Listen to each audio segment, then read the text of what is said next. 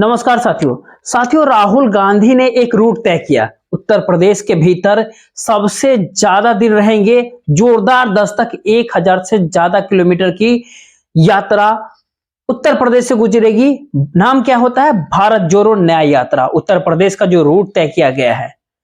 तो आप पूरा देख करके समझ जाएंगे कि इस पूरे रूट को लेकर के अखिलेश यादव से कहीं ना कहीं राहुल गांधी की बातचीत जरूर हुई होगी। और शायद राहुल गांधी ने जो उत्तर प्रदेश के भीतर जो रूट बनाया है, इस पूरे रूट को लेकर के अखिलेश यादव भी खुश हो जाएंगे, समाजवादी पार्टी भी खुश होगी।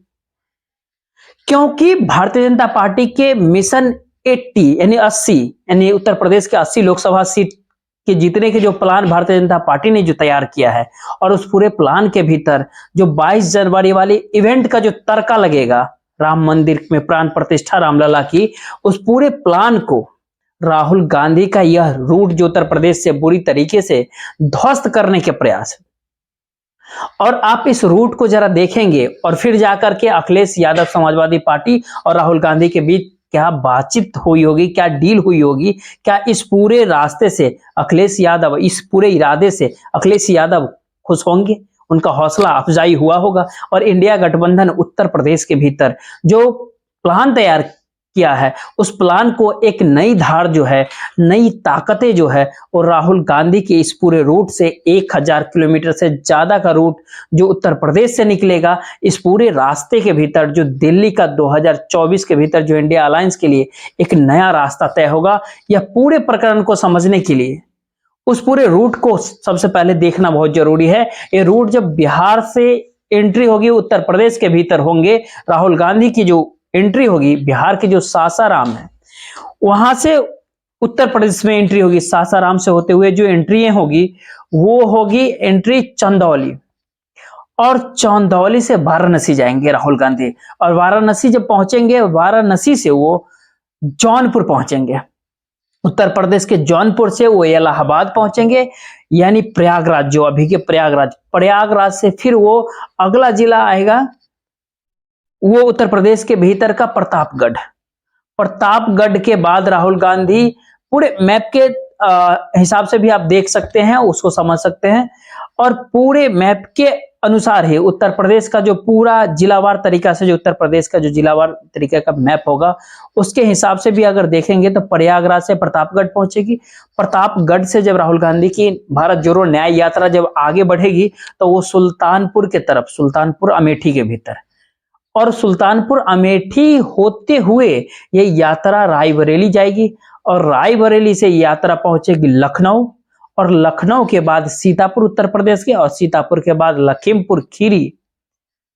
लखीमपुर खीरी अजय मिश्रा टैनी गृह राज्य मंत्री, लखीमपुर खीरी वाला कांड किसानों वाला, जहां पर टैनी के सुपुत्र की थार आज भी किसानों के मन में बैठी हुई है, जो थार से कुचला गया किसानों। लखीमपुर खीरी से यात्रा शाहजहांपुर, और शाहजहांपुर से बरेली, और बरेली से फिर ये यात्रा चलेगी पूरा एक साथ टर्न लेकर के कहां? बदायूं, और बदायूं से एटा पहुंचेगी। उत्तर प्रदेश के एटा से ये यात्रा आगे बढ़ेगी, जो फर्रुखाबाद को टच करेगी। ये यात्रा फिर एटा से निकल करके अलीगढ़ पहुंचेगी, उत्तर प्रदेश के अलीगढ़, और अलीगढ़ से हाथरस में इसकी एंट्री होगी, और हाथरस में, और हाथरस के बहुत पुराना कांड भी आपको याद होगा, और फिर आगरा पहुंचेगी, फिर आगरा से ग्वालियर तरफ पहुंचेगी, ग्वालियर से यानी मध्य प्रदेश की तरफ ही चली जाएगी। अब पूरे यात्रा का जो अगर उत्तर प्रदेश के भीतर चंदौली, बनारस, जौनपुर, ये पूरे जो हुआ, जौनपुर के बाद प्रयागराज,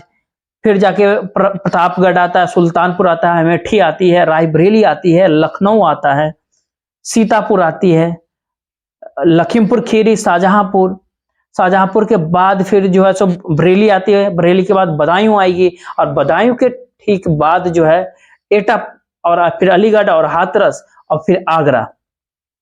इस पूरे उत्तर प्रदेश के रूट को जरा देखेंगे और समझेंगे तो ये सारे वो रूट होते हैं जिसके ऊपर राहुल गांधी का पहुंचना और कांग्रेस का पुराना वोट बैंक को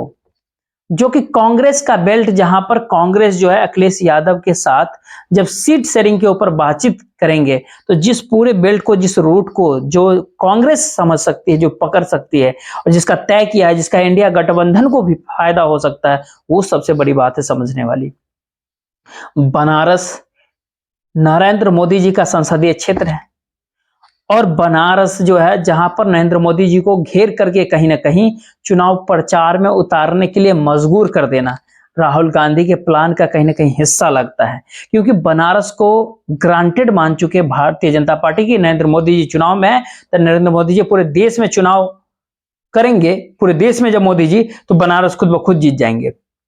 लेकिन बिहार के नीतीश कुमार का फैक्टर और राहुल गांधी की यात्रा, ये बनारस में कहीं ना कहीं एक चक्रव्यूह के समान दिख सकता है। बनारस के बाद वो प्रतापगढ़ कांग्रेस का एक पुराने समय में गढ़ रहा है, कहीं ना कहीं किला रहा है। राजकुमारी रत्ना सिंह सांसद वहां प्रतापगढ़ से हुआ करती थी। उसी प्रतापगढ़ के भीतर एक समय में राजकुमारी रत्ना सिंह बनाम प्रमोद तिवारी, कांग्रेस के भीतर ही दो दिग्गज इस जिले के भीतर मौजूद थे। एक समय राजकुमारी रत्ना सिंह थी जो संसद की प्रतिनिधित्व करती थी, और एक तरफ वहीं से उसी प्रतापगढ़ की विधानसभा से प्रमोद तिवारी लगातार रिकॉर्ड तोड़ जीत दर्ज करते गए। वो जहां से वो विधानसभा में, जहां से उनकी पुत्री अब राधा मोहन मिश्रा वो विधायक है। प्रतापगढ़ के बाद वो जब सुल्तानपुर अमेठी के भीतर जब आप देखेंगे, तो सुल्तानपुर अमेठी के बाद पारंपरिक सीटें रही है। सुल्तानपुर संजय सिंह की सीटें रही है, संजय सिंह वहां से सांसद रहे हैं, एमपी रहे हैं। और उसके बाद आगे देखेंगे तो सुल्तानपुर से आगे रायबरेली, सोनिया गांधी। अब भी जो एकमात्र सीट जो उत्तर प्रदेश के भीतर कांग्रेस के पास है, वो रायबरेली ही है, जो सोनिया गांधी की संसदीय क्षेत्र है। और रायबरेली के बाद लखनऊ में जब घुसते हैं आप, तो लखनऊ में जब लोकसभा के चुनाव में जब जब गठबंधन में कांग्रेस रही है, तो लखनऊ की सीट उसके पाले में आई है, क्योंकि लखनऊ अभेद्य दुर्ग रहा कहीं ना कहीं भारतीय जनता पार्टी के लिए। उस पूरे लखनऊ से यात्रा आगे बढ़ेगी, यानी कि लखनऊ उत्तर प्रदेश के राजधानी के भीतर भी दस्तकें होगी। रूट आप पूरे प्लान के अगर समझेंगे, तो राजस्थानी के भीतर बहुत बड़ा जमा भरा राहुल गांधी करेंगे, और वहां से ठीक जो आगे रूट बढ़ता है सीतापुर की ओर, और सीतापुर के बाद फिर लखीमपुर खीरी के किसान वाले घटना का जो हर किसी के जहन में होगा, उस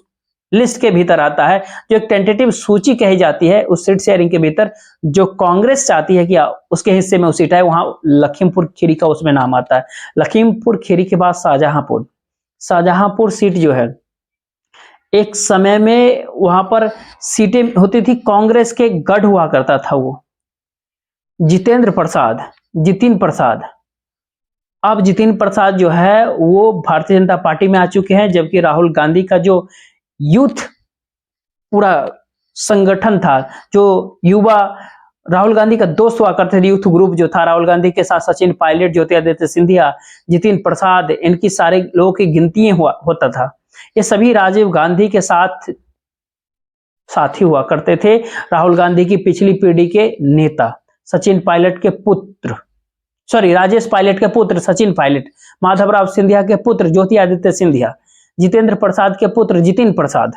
उसी कड़ी में ये जितेंद्र प्रसाद और जितिन प्रसाद का गढ़ रहा था। जितिन प्रसाद जो है,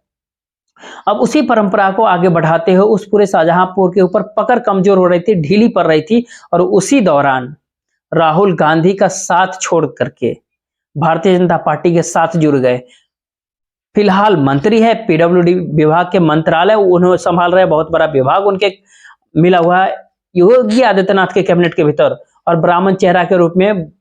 भारतीय जनता पार्टी उनको प्रोजेक्ट करने की प्रयास करती है। हालांकि ब्राह्मण चेहरा नहीं अभी तक बन पाया, उनके बड़े चेहरे के रूप में भारतीय जनता पार्टी ने ब्रिजेश पाठक को अपनाया है।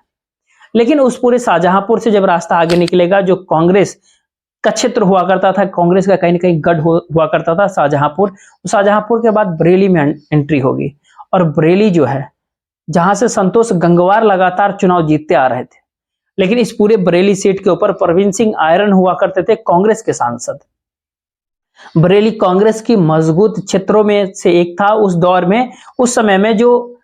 ये लगभग करीब करीब इंदिरा गांधी और संजय गांधी के दौर की भी बात हम नहीं कर रहे हैं, राजीव गांधी के दौर की बात भी नहीं कर रहे हैं।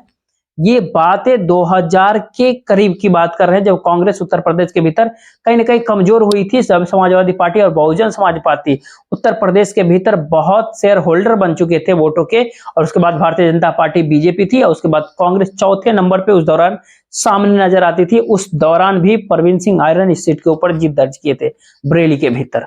परवीन सिंह आयरन की ये जो सीटें है बरेली के भीतर, और वहां से राहुल गांधी परवीन सिंह आयरन के बजाय वहां पर उस समय में जब कांग्रेस कमजोर कहीं ना कहीं थी उत्तर प्रदेश के भीतर, उस समय भी कांग्रेस के मतदाता वहां पर थे। कांग्रेस वहां पर मजबूत अपना होल्ड बनाए रखती थी, और उस सीट के ऊपर राहुल गांधी की दस्तक वहां भी होगी। फिर वहां से जो है कुछ लाभ, जहां से एक बात की जो ज्वाइंट हो सकता है, इंडिया गठबंधन को फायदा मिल सकता है बनारस होते हुए, सॉरी बनारस ने बदायूं, और बदायूं से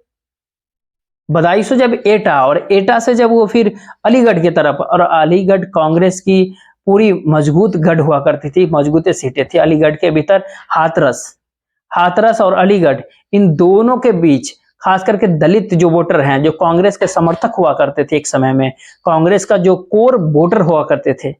जमाने में, जो दलित मुस्लिम और ब्राह्मण, एक कॉम्बिनेशन जो है अलीगढ़ और हाथरस में इससे पहले रह चुका है। हाथरस की सुरक्षित सीटें, और हाथरस के बाद आगरा, वो आगरा जो है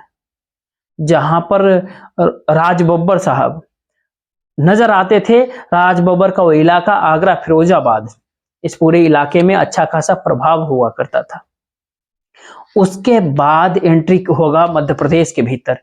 राहुल गांधी के भारत जोड़ो नया यात्रा, यानी ये समझे कि पूरा का पूरा ये क्षेत्र जो आप देखे, पूरा यहाँ से वहां तक जिले जो है, जितने भी लोकसभा सीटें होती है, राहुल गांधी की भारत जोड़ो न्याय यात्रा जो उत्तर प्रदेश में होगी, अगर ये सारे सीटों के ऊपर एक दो सीट जो ऐसे बदायूं की सीट हो गई, जो बदायूं से अखिलेश यादव के भाई जो है धर्मेंद्र यादव चुनाव लड़ेंगे,